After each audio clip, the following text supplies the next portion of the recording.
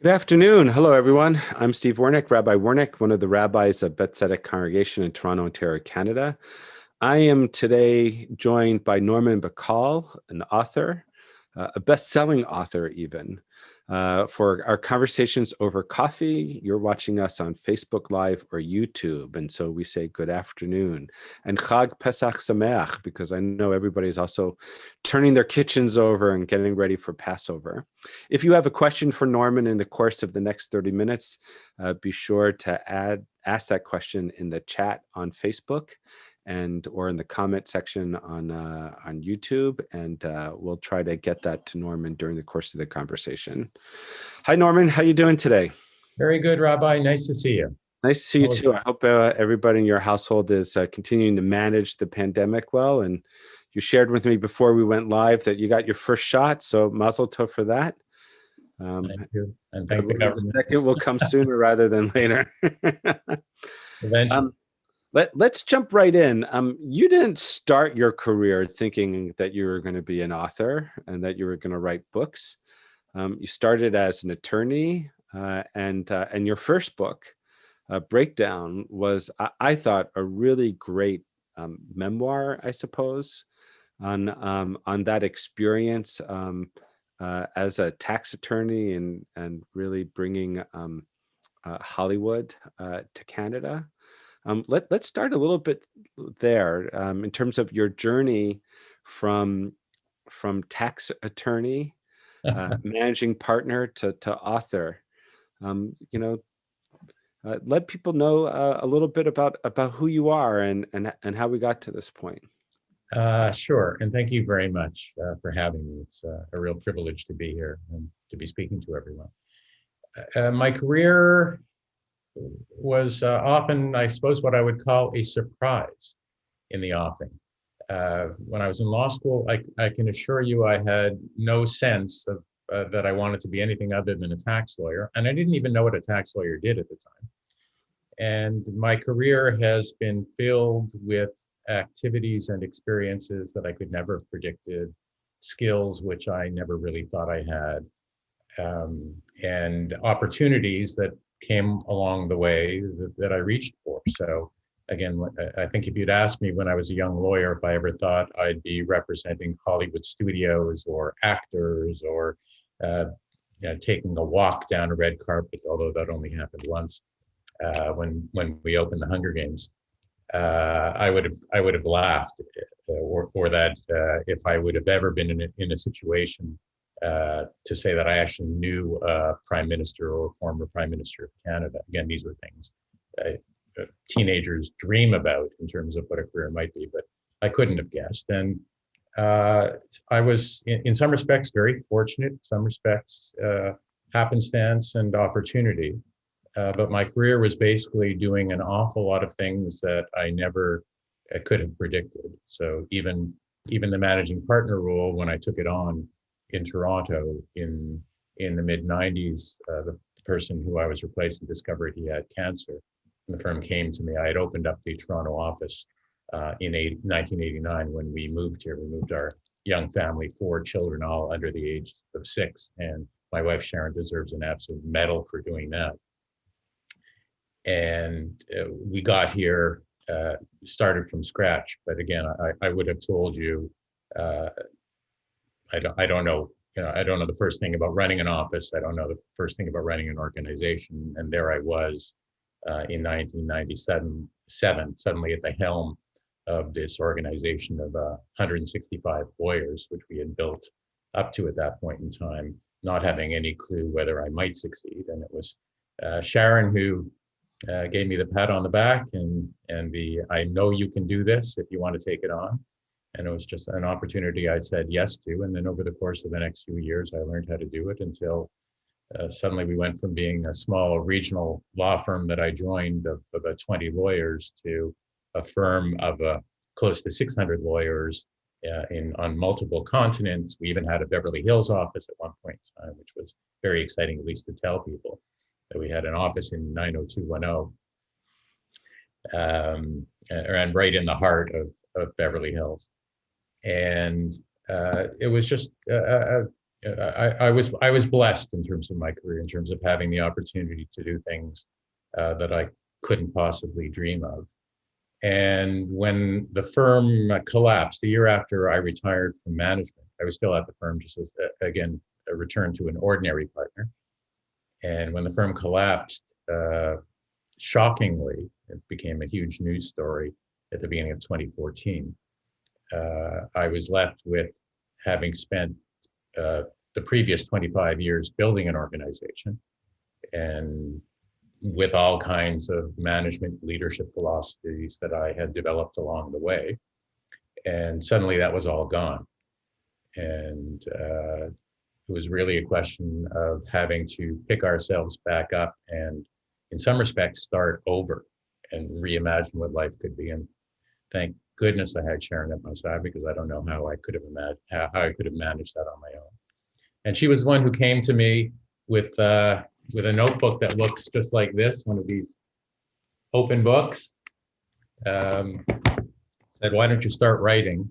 It might help you process the loss that you've gone through. And I started doing just that. And 6 months later, I had developed an abscess on my writing finger from literally filling up 6 of those notebooks. But I was writing every day. I developed a habit. And within a couple of years, that actually turned it wasn't supposed to be a book. Writing a book like running a law firm was something I was certain I wouldn't be able to do. But once the notebooks were filled up, I decided maybe there was something there.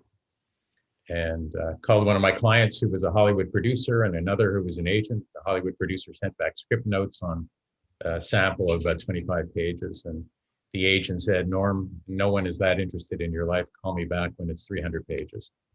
And I embarked on that process, and the author was born.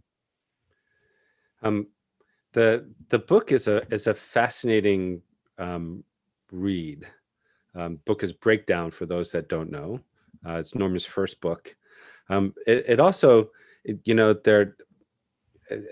a rabbi, it's like I felt there was like an incredible amount of cheshbon and nefesh that was happening in this book. The sense of self-reflection. What did I learn? How did I grow? Both from the experience of expanding the firm as rapidly as you did, but also, as you said, about the collapse of the firm. There's always 20/20 vision in hindsight. What for yourself, what do you think is like the enduring lesson that comes out of this experience for you? At an organizational level, and people ask me this question all the time, I think my philosophy and approach was always that you need to set your vision for your organization, whatever it is. It could, in my case, it was a law firm, but it could just as easily be a shul or any volunteer organization. But you need to know who you are, and everyone who is a member of that organization needs to be able to express the thought in as little as 30 seconds. What are we about? Why am I attached? Why am I coming here? And in our case, it was, we're here for fun.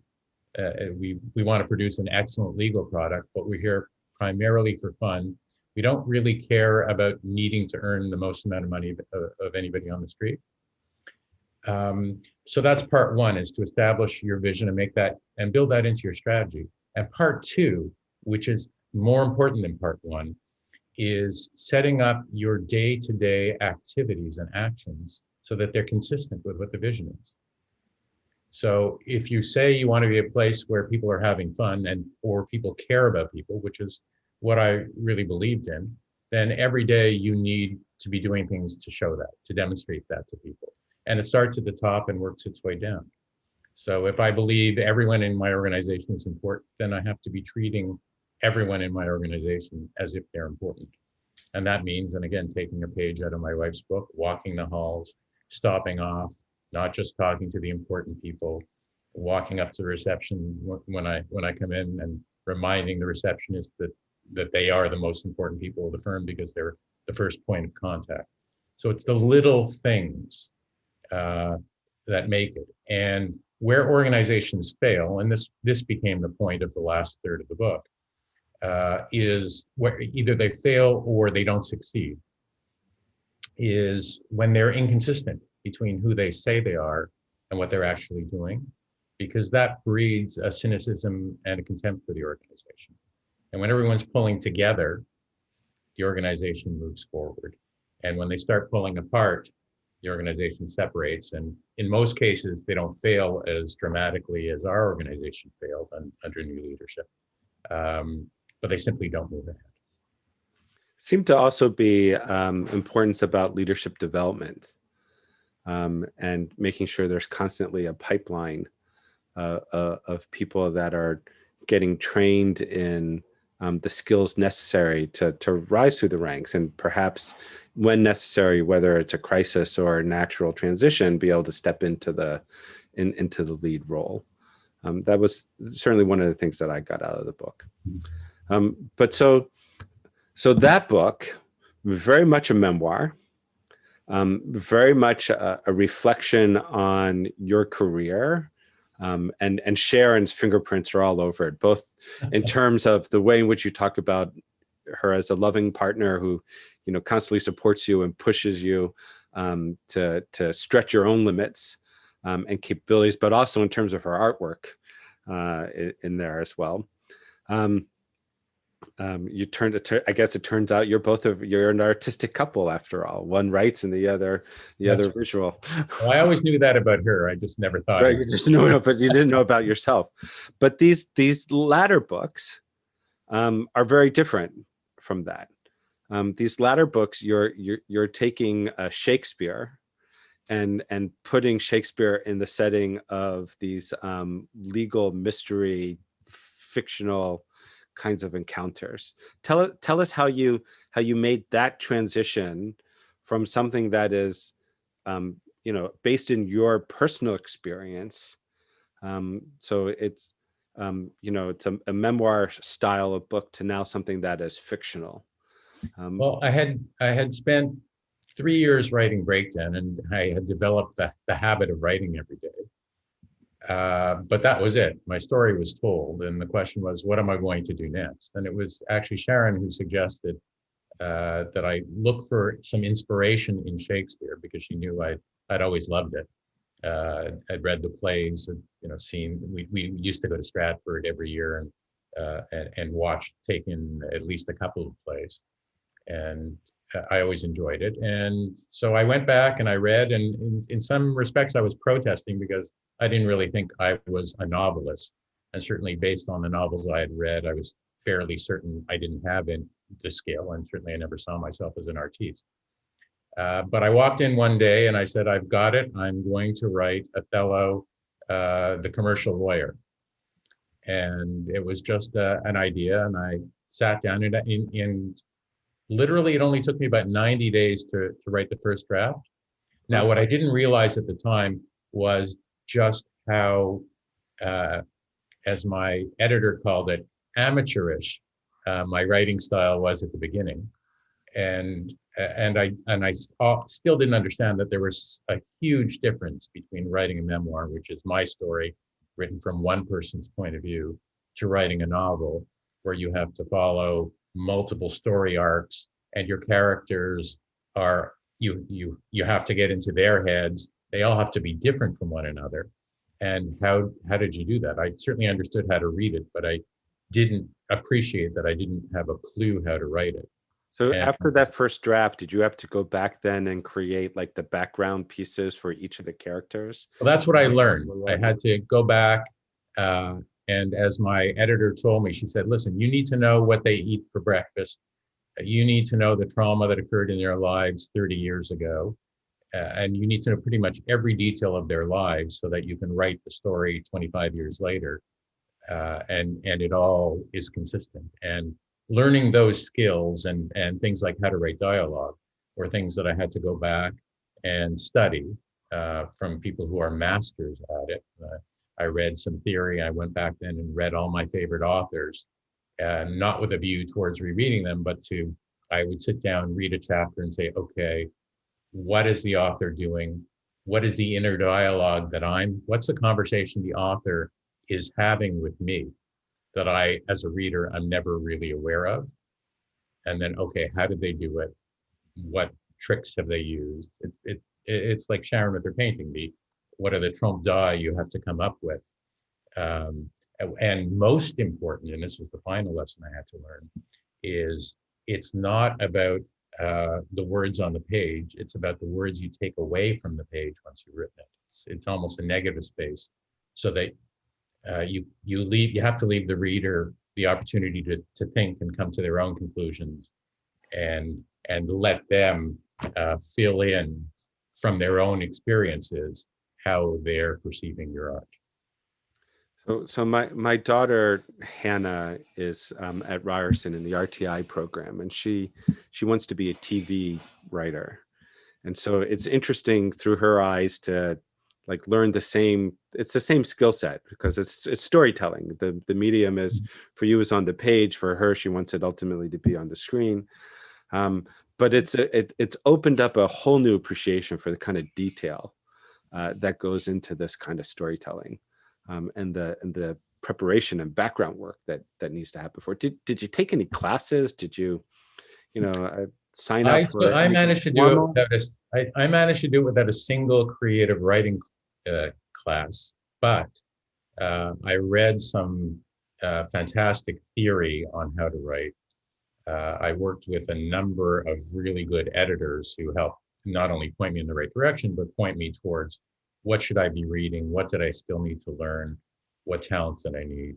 And so it was the equivalent of a 4 or 5 year course with daily practice. And ultimately, the only way you learn to write is by writing. Is by writing. And I've saved that first manuscript, which was draft 28 before, I think, and I'm just making that number up, but it was well advanced before I showed it to anyone, but I've kept it on my shelf just as a constant reminder of how far I've come since that. So you wrote that in 90 days, and how many drafts did it take you before you got to, we're talking about Adela now, right? That was Odell. Odell. How long did it take you But to it get took from me the first draft to 3 the... years. It took me 3 years to make that into something that I was proud of when I published it. We have a comment from Alexandra Gamulka, your high school math teacher. Holy kavod. If it was from your high school English teacher or creative writing teacher. Now, I can assure you, my math teacher might believe it. My English teachers, your English never teacher wouldn't believe right? it at all. So tell us about Ophelia. It was in some respects the next step in my own development. Ophelia, as people who've read Shakespeare know, is a significant character in Hamlet, and I decided to set the story of Hamlet against the backdrop of the what's the word I would use, enigmatic leader and builder of this huge drug empire. It's a generic drug company, and he's built it up from nothing. He's a classic American immigrant. It's the story, the American dream. And unfortunately, when people are so powerful, very often their children suffer. And his long-suffering son Tal, who's been largely ignored by both of his parents, who have devoted their lives to pretty much everything but him, at least from his perception, has to pick up the pieces of his life, and he's drug addicted. At a moment when his father has died in mysterious circumstances, and that's how the book opens. Ophelia is his lover, and what Tal doesn't realize is there is a secret that she's carrying, and has been carrying pretty much from the day she has been born. She has a duty that she has to fulfill, and that involves Tal's life. And essentially, their two families have been connected for 60 years, and we can get to that in a moment, and I'll tell you how I got to that. But so we're really following two families for 60 years, and uh, and the children of obsessed parents. Two separate, completely separate families, two completely different stories. One of them Jewish, one of them righteous Gentile, and we're following them for 60 years and seeing, in some respects, their lives, having been driven by the same forces, have made them into two very fascinating characters. Um, yeah. So the beginning is a story of the Dutch. Um, Danish, I'm sorry, the Danish book. The Danish, right? The Danish rescue, and I thought that was an interesting way of bringing together, and also Tal. It's like a Hebrew name, which like was confusing for me. I haven't finished the book yet, so don't give it away for me yet. Oh, okay. No, I So wouldn't I'm do about that to halfway anybody. through it. uh, um, but Well, I was writing Hamlet, and what I try to do is bring in content that's relevant to what was a Danish story, even though it's taking place in America and Canada and Israel. right. Um, but in looking for the Danish content, I really couldn't find anything satisfactory until I learned the story, and I was surprised that it had taken me so long that I'd never heard about it. It was the equivalent of a Dunkirk, where the Danish fishermen rescued, I think, all but about 60 Jews who couldn't travel In one night. from Denmark. It was right around Rosh Hashanah, Right. the Jewish New Year in 1943, and they did it right under the nose of the Nazis. So these brave fishermen carried these Jews across to war-neutral Sweden, where they escaped. And I thought, wow, that is a fantastic piece of content, and I think could work really in a really interesting way in this book. There's a I think there's a replica or one of the fisherman boats at Yad Vashem. There's a whole garden dedicated to the righteous Danish Gentiles who did that. It's an incredible story, but it also, like, just as a sidebar, just goes to show you that if you have a society that refuses to go along with evil, you know, virtually all the Danish Jews survived the war because the Danes wouldn't allow, they wouldn't cooperate with the Nazis. And in those other countries where people were more than willing to cooperate with the Nazis, we see mass murder and destruction and genocide. So that story in and of itself, for those that are watching, if you don't know it, you should look it up. It's a very, very powerful story that I think is relevant today when we look at what's happening in terms of hate and racism with regard to Black Lives Matter, and now for the Asian community as well. Good lessons there. What are you working on next? I'm working on a couple of things. Well, as you know, I also published a second nonfiction, which is a book for young professionals and students in terms of how to advance their careers, which literally came out at about the same time that Ophelia came out. And I'm now working on a Macbeth, which is right now half written. And I decided to make Macbeth a woman and Lady Macbeth a man. So I've role reversed a little bit. And again, it was to the extent that Ophelia was a more intricate story than Odell, because I took following one character to following two families and interlacing their stories over 60 years. Macbeth is, I think I'm trying to take one step further in terms of both character development and storyline. And I'm going to be intertwining a disgraced lawyer from Toronto, the young female lawyer that he is mentoring, and the president of the United States, and seeing if I can make that all work. All right. Is your plan to translate all of Shakespeare into these legal fictional mysteries? I don't know yet. right now, as long as it's pretty much I'm following the rule that I set for the rest of my career, and that is as long as I'm having fun, I'm going to keep doing it. And right now, this is it's a lot of fun for me. Yeah, it means a lot of alone time in this room where it all gets created.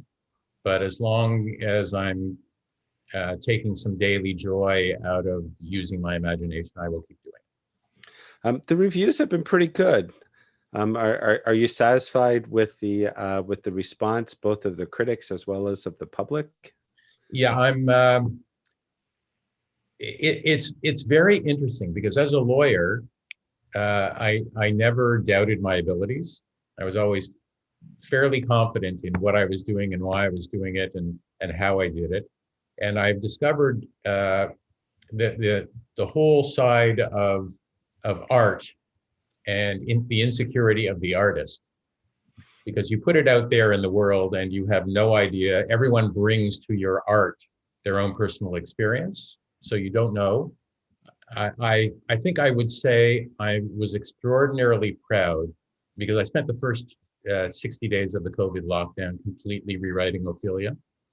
And my friend Jeff acted as my unofficial editor, and he's probably one of the best editors I've ever worked with in my life. We were on the phone every day yelling and screaming at one another, but the product. I can't imagine you yelling and screaming, Norman. Well, in my way. Doesn't fit your personality.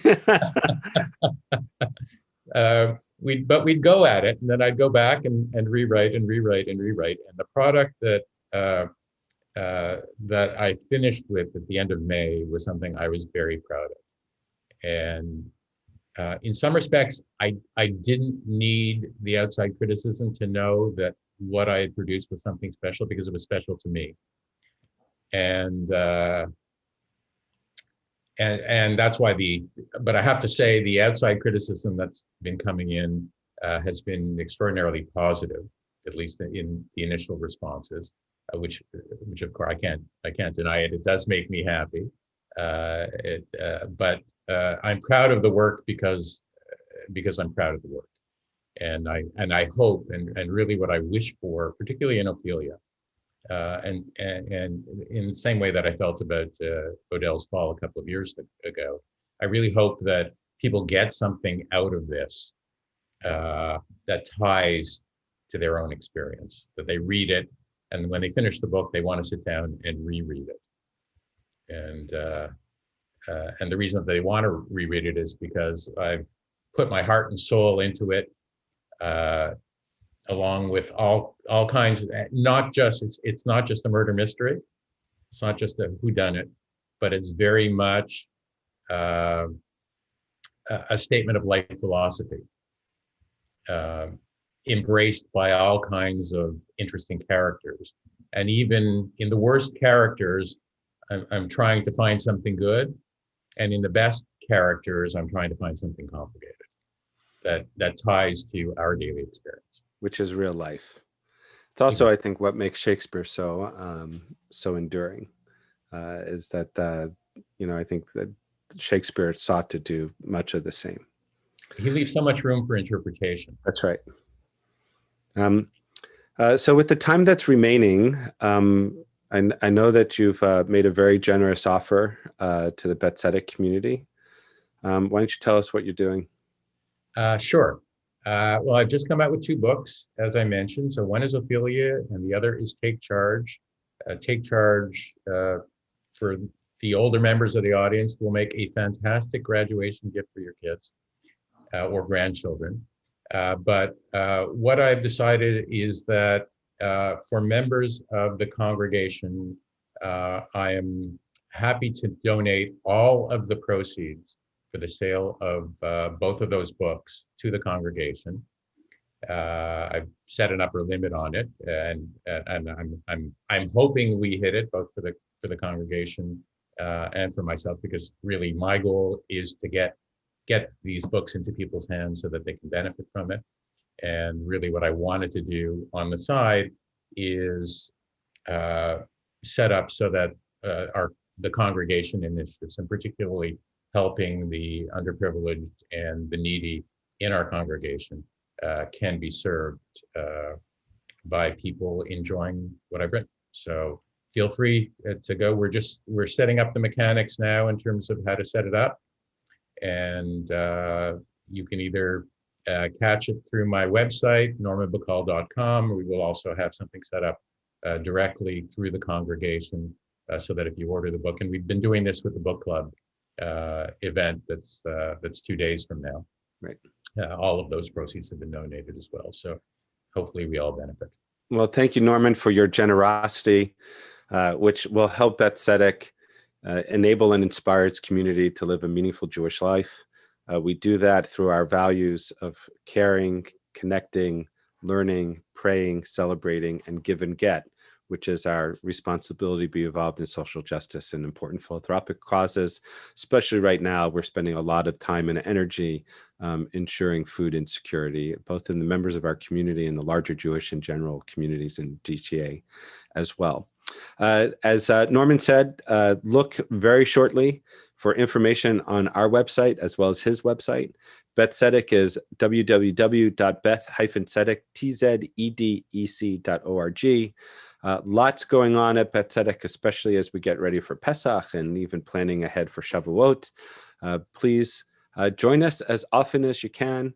It is a wonderful, wonderful community and a great place to be engaged. And we look forward to welcoming you, Norman, and Sharon, God willing, in person in the not so distant future. But until then, we'll continue to be spiritually near, though we have to maintain physical distance. Norman, thank you for being here. I want to get Sharon on here one time too. It's like, to have, two very accomplished artists in the shul like this that are married to each other. Even so, it's I think a very interesting human interest story. So thank you everyone for joining us. Have a wonderful day and a Chag Pesach Sameach. Happy and healthy Passover. Bye-bye.